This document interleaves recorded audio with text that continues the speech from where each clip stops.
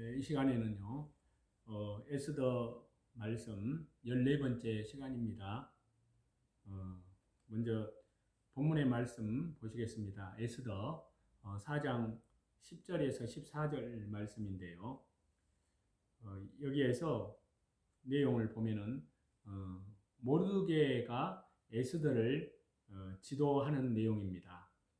이것은 요한계시록에서 말씀하시는 두 증인, 참 주의 사역자들의 참 교회, 참된 주의 백성들, 그러니까 요한계시록 12장에서 말하는 해입은 여자, 신앙의 인도를 예표한다고 할 수 있습니다. 그래서 에스더는 모르드게에게 왕비라도 왕을 함부로 아련할 수 없음을 구하는데요. 자, 에스더 4장 10절에서 11절을 보시겠습니다.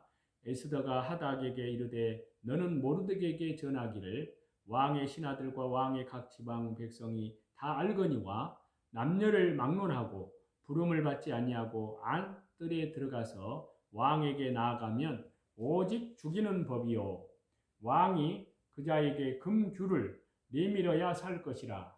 이제 내가 부름을 입어 왕에게 나아가지 못한 지가 이미 30일이라 하라 하니라. 자, 역사가 헤로도토스는 이렇게 말을 합니다. 당시에 바사 왕들이 자기들의 위엄을 높이고 신변을 보호하고자 허락받지 않은 자가 왕을 아련하는 것이 금지되었음을 기록하고 있는데요. 자, 아련을 원할 경우에 자신의 신분을 미리 고하여야 했습니다. 당시에 에스더는 왕비였습니다. 하지만 이 법에는 예외가 되지 않았습니다. 더구나 에스더는 당시에 30일 동안이나 왕의 부름을 받지 못한 상태였습니다. 일시적이긴 하지만 왕은 그녀에 대한 관심과 애정이 식어진 상태였습니다. 이로 인해서 무례하게 혹은 법을 어기고 나아갔을 경우에 이미 와스디가 왕의 명령을 거역함으로 인해서 초래된 것과 같은 그러한 결과가 나타날 수도 있다는 것입니다. 이 때문에 에스더는 무작정 아수르 왕에게 나아갈 수가 없었습니다. 분명 그녀 역시 두려워하지 않을 수 없었습니다. 왕궁에 있는 에스더에게 모르드게가 경고를 하는 내용이 나오는데요. 에스더 4장 12절에서 14절을 보시면 그가 에스더의 말을 모르드게에 전하매 모르드게가 그를 시켜 에스더에게 해답하되 너는 왕궁에 있으니 모든 유다인 중에 홀로 목숨을 건지리라 생각하지 말라. 이때 내가 만일 잠잠하여 말이 없으면 유다인은 다른 데로 말미암아 노임과 구원을 얻으려니와 너와 내 아버지 집은 멸망하리라. 내가 왕 후에 자리를 얻은 것이 이때를 위함이 아닌지 누가 알겠느냐 하니. 자, 현실적으로 생각을 할 때요. 에스더는 왕궁에 있었고 왕비의 신분이었습니다. 그렇기 때문에 그에게까지 목숨의 위협이 있는 것은 아니었습니다.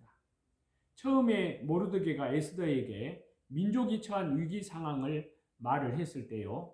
에스더가 자기에게도 심각한 위험이 있음을 말한 것은 먼저 자신의 안위를 위하는 연약한 모습이 있었음을 보여주고 있습니다. 이러한 에스더에게 모르드게는 자신만의 안위를 위하는 모습을 버리도록 할 뿐만이 아니라 그러한 태도가 도리어 그녀 자신에게 화를 초래하는 것임을 경고하고 있습니다. 물론 이 말씀에는 하나님께서 유다 백성을 구하시고 동족을 저버릴 경우에 에스더와 그 집을 멸망케 하신다는 표현은 없습니다. 또 에스더로 하여금 왕 후에 위에 서게 하신 분이 하나님이시라는 증언도 없습니다.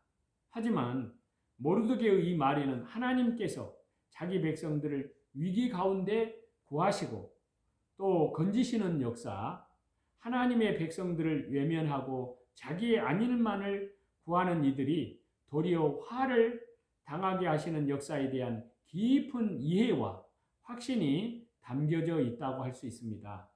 그래서 모르드게는 에스더가 왕 후에 오른 것이 바로 이 위기의 때를 위함이라고 말을 합니다. 자, 에스더 4장 14절에 보면요. 내가 왕 후에 자리를 얻은 것이 이때를 이함이 아닌지 누가 알겠느냐 하니. 자, 다른 한편으로 이 모르드게는요. 그러한 경고와 더불어서 지금 에스더가 왕 후에 위에 있는 것에 대해서 바로 이때를 이함이 아닌지 누가 알겠느냐라고 말을 하고 있습니다. 이는 그럴 수 있다는 가능성의 의미보다 사실상 확신에 가까운 말인데요. 공동 번역을 보면은 이러한 뉘앙스를 반영하는 것을 알 수가 있습니다.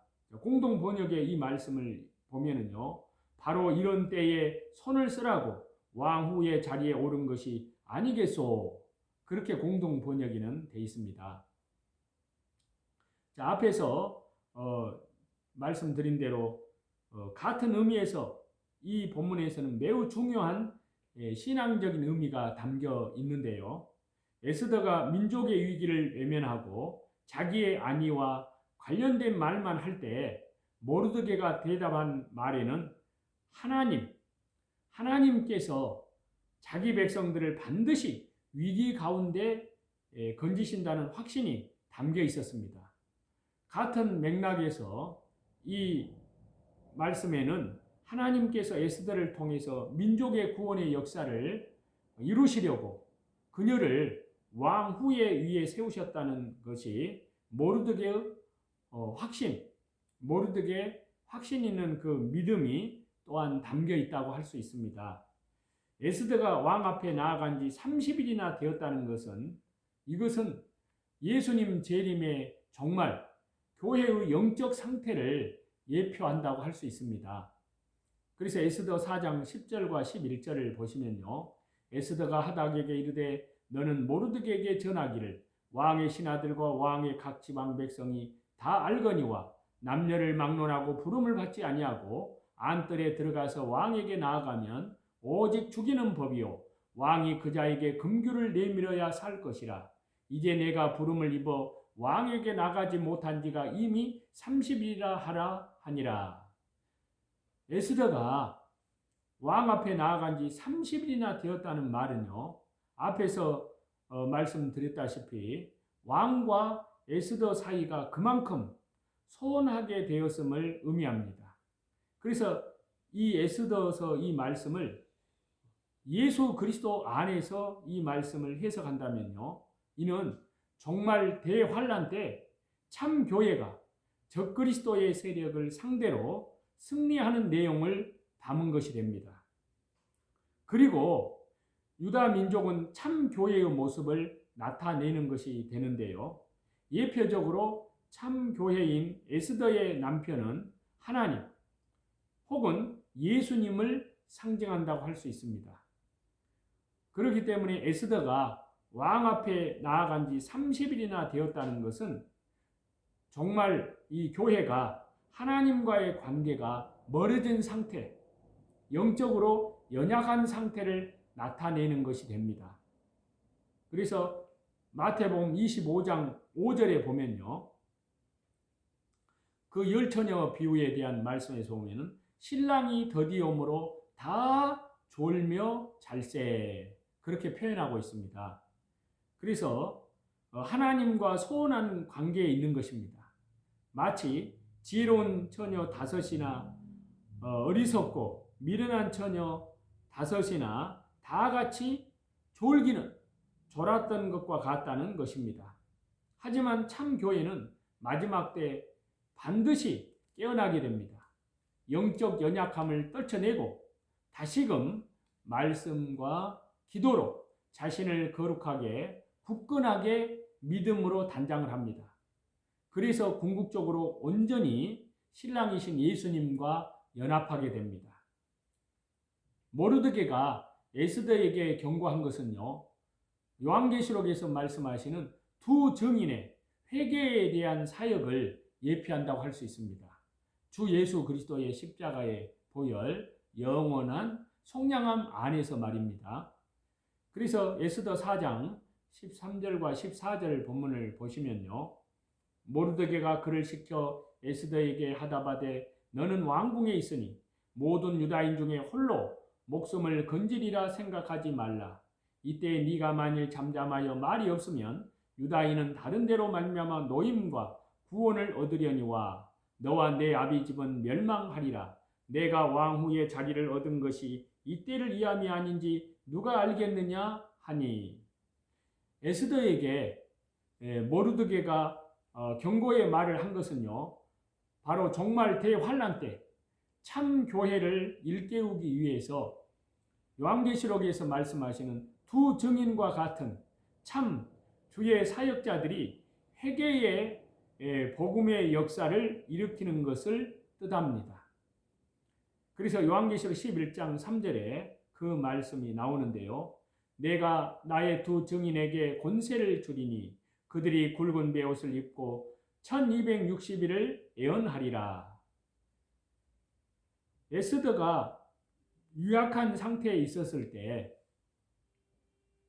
모르드게가 경고의 말로 그녀를 일깨웠듯이요. 정말 대환란 때 영적으로 깊은 잠에 빠진 교회들, 즉 민주주의, 종교다원주의, 세속주의, 심지어는 이제 포괄적 차별금지법 같은 그런 것으로 적그리스도의 세력의 공격으로 무기력해진 교회들에 대해서 두 증인과 같은 참 주의 사역자들이 굵은 베옷을 입고 주 예수 그리스도의 십자가의 보혈, 영원한 속량함 안에서 회개의 복음의 역사를 일으키고 1260일 예언함으로, 즉 말씀을 선포함으로 인해서 교회를 갱신하고 회복시킬 것이라는 말씀입니다. 이것이 성령님의 놀라운 역사입니다. 자, 모르드게가 에스더를 지도한 것은요, 바로 정말 재림 때 참 교회가 두 증인의 지도에 대한 지도받음을 예표하는 것이라고 할 수 있습니다. 그래서 에스더서 4장 14절을 보시면요. 내가 왕후의 자리를 얻은 것이 이때를 위함이 아닌지 누가 알겠느냐 하니. 자, 모르드게는 에스더가 왕후의 자리에 오른 것이 이때, 즉 동족이 위기에 처한 때 구원하도록 하기 위함임을 에스더에게 가르쳤습니다. 이러한 말씀은요, 종말의 참 교회가 두 증인과 같은 참 주의 사역자들의 지도를 받음을 예표한다고 할 수 있습니다. 그래서 마태복음 24장 45절에는 이렇게 말씀을 하고 있는데요. 충성되고 지혜 있는 종이 되어 주인에게 그 집 사람들을 맡아 때를 따라 양식을 나눠줄 자가 누구냐. 자, 정말 참 교회는 충성되고 지혜 있는 종, 때를 따라 양식을 나눠주는 종이 맡게 되고요. 그 주의 사역자에게서 때를 따른 양식을 받습니다. 즉 종말에 영의 양식인 요한계시록의 말씀을 받게 된다는 것입니다. 그래서 두 증인이 지팡이 같은 갈대를 가지고 경배하는 자들을 청량한다고 요한계시록에는 말씀하고 있습니다. 자, 요한계시록 11장 1절을 보시겠습니다. 또 내가 지팡이 같은 갈대를 주며 말하기를 일어나서 하나님의 성전과 제단과 그 안에서 경배하는 자들을 청량하되. 자, 모르드게가 에스더를 지도하듯이요, 정말 대환란 때 일할 참 주의 사역자들은 가장 먼저 예수님께로부터 지팡이 같은 갈대를 받습니다. 여기에서 지팡이 같은 갈대라는 것은 요한계시록의 말씀을 상징한다고 할 수 있습니다. 즉 정말 대환란 때 교회를 지키고 성도들을 지도하도록 세움을 받은 두 증인, 참 주의 사역자들에게 예수님은 다른 무엇보다도 요한계시록의 말씀을 주십니다. 두 증인은 그 말씀으로 교회를 지도합니다. 그 말씀으로 성도들을 지키고, 그 말씀으로 교회를 지키고, 그 말씀을 가지고 짐승, 적그리스도와 맞서 싸우게 됩니다. 과거에 모세가 바로와 맞설 때 지팡이 하나 들고 가서 여호와의 말씀을 대언함으로 이겼듯이 정말 대환란 때도 참 주의 사역자들은 지팡이 같은 갈대, 즉 요한계시록의 말씀으로 사명을 완수하게 된다는 말씀입니다. 특별히 두 증인, 참 주의 사역자들이 종말 때 참 교회를 회복시키는 사역의 첫 시작은 바로 지팡이 같은 갈대를 가지고요, 성전과 제단과 그 안에서 경배하는 자들, 예배하는 자들을 청량하는 것입니다. 이는 한마디로 예배를 회복시키는 사역인 것입니다. 모세가 처음 부름을 받은 이유는요, 이스라엘로 절기를 지키도록, 즉 하나님께 예배하도록 하기 위함이었습니다. 그래서 그 말씀이 출애굽기 5장 1절에 나오잖아요. 자, 출애굽기 5장 1절을 보시면요, 그 후에 모세와 아론이 바로에게 가서 이르되 이스라엘의 하나님 여호와께서 이렇게 말씀하시기를 내 백성을 보내라. 그러면 그들이 광야에서 내 앞에서 절기를 지킬 것이니라 하셨나이다. 자, 예수님께서 이 세상에 오셔서 행하고자 하신 일도 참 예배를 성부 하나님께 드리는 자들, 영과 성령과 진리로 말씀으로 예배하는 자들을 세우는 것이었습니다. 그래서 그 말씀 요한복음 4장 23절에 나오잖아요. 아버지께 참되게 예배하는 자들은 영과 진리로 예배할 때가 오나니 곧 이때라. 아버지께서는 자기에게 이렇게 예배하는 자들을 찾으시느니라. 자, 사도들도 예수님의 이 사역을 따라서 초대교회 성도들로 하여금 예배하게 하였습니다. 그래서 사도행전 2장 42절에 그 말씀이 나오잖아요. 자, 사도행전 2장 42절입니다.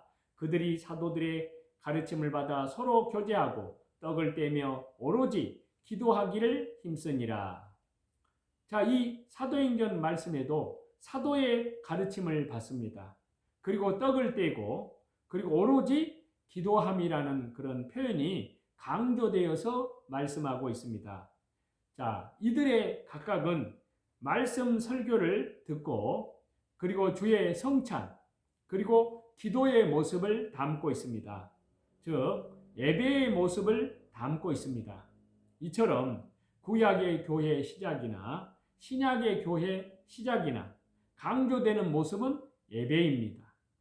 종말 때도 참 주의 사역자들이 성전과 제단과 그 안에서 경배하는 자들을 청량하는 것, 이것은 같은 의미라고 할 수 있습니다.